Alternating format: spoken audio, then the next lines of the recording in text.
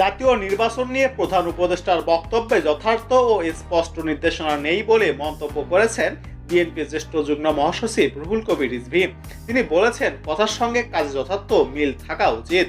ডিসেম্বরের নির্বাচনের কথা বলা হলেও সেটি আবার মার্চ বা জুনে চলে যায় কিভাবে, সেই প্রশ্নও তুলেন তিনি। দুপুরে রাজধানীর উত্তরখান এলাকায় গরিব ও দুস্থদের মধ্যে ঈদ খাদ্য সামগ্রী বিতরণ অনুষ্ঠানে এসব কথা বলেন তিনি।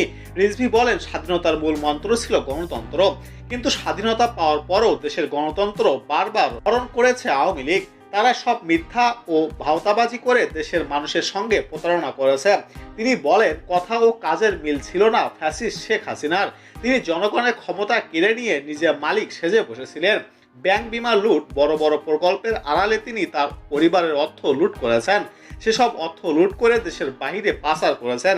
এ সময় দ্রুত নির্বাচনের সুনির্দিষ্ট তারিখের ঘোষণার আহ্বান জানান রুহুল কবির রিজভী।